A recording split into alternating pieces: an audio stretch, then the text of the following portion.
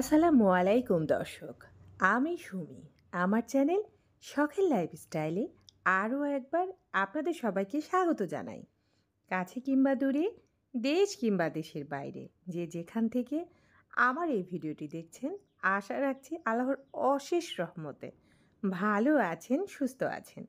আলহামদুলিল্লাহ, আমরাও ভালো আছি। তো দর্শক, দেখতেই পাচ্ছেন একটু তরকারি দিয়েছিলাম ওভেনে গরম করতে, আর তার সঙ্গে পরোটা ভেজে নিচ্ছি। জি, নাস্তা করব, প্রচুর ক্ষুধা লেগেছে, সকাল থেকে অনেক কাজ করেছি অফ ক্যামেরায়, এখন একটু খাওয়া দাওয়া করে নিব। তা আসলে সংসারটা কিন্তু একার না, হাজব্যান্ডেরও। কিন্তু হাজব্যান্ডের কি কোনো দায়িত্ব থাকে সংসারের প্রতি? মোটেও থাকে না। তার কাজ টাকা ইনকাম করা, টাকা ইনকাম করে দিলেই যেন সব দায়িত্ব শেষ। তা আসলে সংসার সুখের হয় রমণীর গুণে, যদি গুণবান পতি থাকে তারও স্মরণে। তো এই কথাটি কিন্তু একদম সত্য।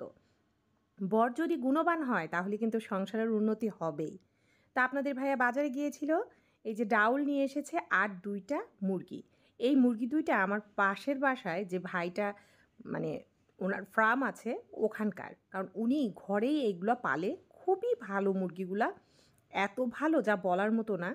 আর ২টা বড় বড় মরক, এটা মুরগি না, এটা মরক। আপনাদের ভাইয়া ২টা নিয়ে এসেছে, তো রেখে দিব। আজকে এটা রান্না করব না, তো বক্সে করে ফ্রিজে উঠিয়ে রাখার জন্য গুছিয়ে নিলাম। তো এখন এটা গুছিয়ে নেব, আর ওই মটরের ডাউল নিয়ে আসছে, ওইটা আজকে রান্না করব। কারণ তার মটরের ডাউল খেতে ইচ্ছা করেছে। তা এখন দুধওয়ালা আসলো, দুধ দিয়ে গেল, তো চুলায় দুধটা বসে দিব। তো দুধটা একটু ছেঁকে নিচ্ছি।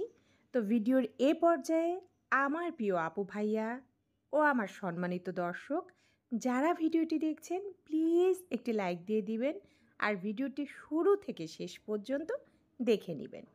তো এখন দুধটা ছেঁকে নিয়ে চুলায় বসিয়ে দিলাম, আর পাশের চুলায় গতকালকের বাসি দুধ সেটা বসিয়ে দিয়েছি, কারণ ওটা জাল দিয়ে আমি ওটা দিয়ে কফি তৈরি করে খাবো। আর আপনারা যারা আমার ভিডিও দেখেন তারা তো জানেন কফি আমার ভীষণ প্রিয়। তা এখন ওই দুধটা একটু বসিয়ে দিচ্ছি, ওটা যত ঘন হয় তত কফি খেতে আমার ভালো লাগে। তো এটা চুলায় বসিয়ে দিলাম, আর পাশের চুলায় আজকের দুধটা জাল দিচ্ছি। তো দুধটা একটু চামচ দিয়ে নেড়ে নেড়ে জাল দিচ্ছি যাতে খুব ভালোভাবে এটা জাল হয়ে যায়। তো সেই কাজটাই করছি। তারপর নিজের জন্য কফিটুকু বানিয়ে নিব। তো যে কথা বলছিলাম, হাজব্যান্ড কিন্তু ইনকাম করে টাকা দিয়েই খালাস, আর কোনো তার চিন্তা নেই। এই যে আগামীকাল কী রান্না করব আমাকে ভাবতে হয়, বা কতটুকু পরিমাণের কতটুকু করব সেটাও ভাবতে হয়। সংসারের টাকা কিভাবে বাঁচাবো সেটাও আমাকেই ভাবতে হয়। তাহলে বলুন তো, এগুলো কার দায়িত্ব? সব গৃহিণীদের দায়িত্ব। আর হাজব্যান্ডরা কি করে? হাজব্যান্ডরা মাস শেষে টাকা দিয়েই খালাস, তাদের আর বাড়তি কোনো টেনশন থাকে না। তো ওই যে সংসার সুখের আর রমণীর গুণে, সেটা কিন্তু শুধু আমাদের জন্য না, তার সঙ্গে ভাইয়াদেরও অবদান থাকতে হয়, আমাদের হাজব্যান্ডদেরও অবদান থাকতে হয়। তাহলে কিন্তু গড়া যায় একটা সুখের সংসার। আর সংসারে কোনো অভাব থাকে না, থাকে অনাবিল আনন্দ আর সুখ। তো সবার সনে তো আর এইরকম গুণবান পতি থাকে না, তাই আজকে এই কথাটাই বললাম। তা এখন কফি খাওয়ার পরে এই যে দেখুন পেঁয়াজ কেটে নিয়েছি, রসুন, কাঁচামরিচ, যা যা রান্না করব আমি একেবারে কেটে গুছিয়ে নিতে তারপর রান্না করতে ভালোবাসি। তো এখানে পেঁপেটা একটু লাল লাল হয়ে যাচ্ছিল, তো ছিলে এইভাবে বক্সি করে রেখে দিচ্ছি। আপনাদের ভাইয়াকে পেঁপে ভর্তা করে দিই, কারণ বেশি ভাজার জিনিস খায় জন্য ওর গ্যাসের প্রবলেমটা বেশি হয়। আর এখানে মিষ্টি কুমড়াটা ছিলে রাখলাম। এতে করে এই সবজিগুলো কিন্তু ভীষণ ভালো থাকে, একেবারে মানে পচে না। আর রান্নার সময় খুব দ্রুত হয়, ছেলা পরিষ্কার করা থাকে, শুধু বের করে কেটে নিলেই হয়ে যায়, ব্যাস। তারপর আমি অফ ক্যামেরায় কিছু রুটি তৈরি করে নিয়েছি, কারণ রুটিগুলো শেষ হয়ে গিয়েছে, আর আমি এইভাবে হাত রুটি তৈরি করে ফ্রোজেন করে রেখে দিই। আর এই যে এই পলিগুলো, এগুলো আমার ছেলে সেই ফ্রোজেন পরোটার পলি। ও প্রতিদিন পরোটা খায়, আর সেই পরোটার যে পলিগুলো বাঁচে আমি সেগুলোর মধ্যে এইভাবে রুটি রেখে দিই। আর প্রতিনিয়ত এইভাবে রুটি রাখার ফলে আমার কিন্তু সকালের নাস্তার ঝামেলাটা খুবই কম। কারণ রুটি বানানো কিন্তু বিশাল একটা ঝামেলার কাজ, আর এই কাজটা করতে গেলে অন্য কাজ করা প্রায় মুশকিল। যেহেতু আমার হেল্পিং হ্যান্ড নেই, আমাকেই সব কাজ গুছিয়ে করতে হয়, তাই আমি চিন্তা ভাবনা করে সব কাজ গুছিয়ে রাখি। তো ভিডিওর এ পর্যায়ে আমার প্রিয় আপু ভাইয়া ও সম্মানিত দর্শক, অনেক সময় ভিডিওতে অনেক নয়েজ আসে, রাস্তার ধারে বাসা, গাড়ি ঘোড়ার শব্দ হয়। প্লিজ এই শব্দগুলোকে ইগনোর করবেন। আর আমার কিছু ভুল ত্রুটি হয় যেগুলো আপনাদের হয়তো ভালো লাগে না, প্লিজ আমার ভুল ত্রুটিগুলোকে ক্ষমা সুন্দর দৃষ্টিতে দেখে নেবেন। তো এখন মটরের ডালটা বসিয়ে দিচ্ছি। এটা প্রেশার কুকারে দিচ্ছি কারণ এটা সেদ্ধ হতে অনেক সময় লাগবে। খুব সিম্পলভাবে রান্না করব। আর এই ডাল খেতে কিন্তু প্রচুর সুস্বাদু হয়।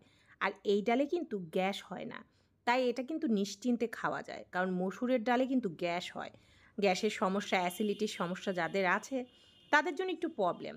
তো এই ডাল, মুগের ডাল এগুলো কিন্তু খুবই ভালো স্বাস্থ্যের পক্ষে খাওয়া। তো এটাই রান্না করছি। তো এটা কয়েকটা সিটি দিয়ে নিব। সিটি দিয়ে নিলেই কিন্তু এটা ফুটে উঠবে। তো এটা রান্না করার পাশাপাশি আরও একটা তরকারি রান্না করব, সেটা পাশের চুলায় বসিয়ে দিচ্ছি। আর কোরবানির ঈদের ভাজা মাংস আছে, তো সেটা বাই করে সেটা জাল দিয়ে নিব।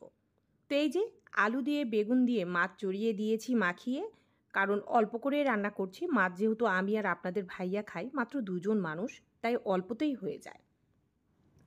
তো আমার আপু ভাইয়ারা, আমার এই ভিডিওর কোনো অংশ যদি আপনাদের কাছে বিন্দু পরিমাণে ভালো লাগে তাহলে প্লিজ আমার চ্যানেলটিকে সাবস্ক্রাইব করে নেবেন। পাশে থাকা বেল বাটনটি অবশ্যই প্রেস করে দিবেন, কারণ তাহলে যখন আমি ভিডিও দিব তার নোটিফিকেশন আকারে আপনাকে জানান দিবে, আপনি আপনার ইচ্ছা অনুযায়ী সেটা দেখে নিতে পারবেন। তা এখন আমার তরকারিটা হয়ে গিয়েছে আর এই পাশের চুলায় ডালটাও ফুটে উঠেছে। তো এখন ডালটা একটু বাগার দিয়ে দিব। আর ডাল বাগার দিলেই কিন্তু আর মাংস জ্বালালে আমার রান্না আজকের মতো শেষ হয়ে যাবে।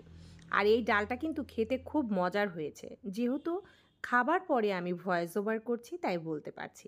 তা আপনারাও চাইলে এই ডাল রান্না করে খেতে পারেন। আমি জানি আমার অনেক আপুরাই রান্না করে এই ডাল। তা আমার যেসব আপুরা এখনও খাননি একবার খেয়ে দেখতে পারেন। সত্যি খুব মজা লাগে খেতে। আর এই যে ঈদের মাংস, এটাকে ভালো করে জাল দিয়ে নিচ্ছি। এটা জাল দিয়ে নিলেই আমার রান্না শেষ হয়ে যাবে। তো আসলে রান্না শেষ করার পরেও সংসারের অনেক কাজ আছে। থালা বাসনগুলো মাজবো, তারপরে ঘরগুলো মুছে নেব। কারণ ঘর ঝাড়ু দিয়ে ফেলেছি সকালেই, এখন শুধু একটু মুছে নেব। তো আজকে রান্নাবান্না শেষ, খাওয়া দাওয়ার জন্য রেডি। আর এতক্ষণ যারা ধৈর্য ধরে কষ্ট করে আমার এই ভিডিওটি দেখেছেন, আপনাদের সবাইকে জানাই অসংখ্য ধন্যবাদ। আপনারা সবাই ভালো থাকবেন, সুস্থ থাকবেন, আমাদের জন্য দোয়া করবেন। আমিও আপনাদের জন্য দোয়া করব। তো আমার মাংস জাল দেওয়া শেষ। এখন এটা আমি ঠিক করে রেখে দিব। আর পাশের চুলায় ডালটাও আছে, ডালটাও ঢাকা দিয়ে দিব। ঢাকা দেওয়ার পরে রান্নাঘর থেকে চলে যাব। তা আমি সুমি এখন বিদায় নিয়ে নিচ্ছি। আল্লাহ হাফেজ। আসসালামু আলাইকুম।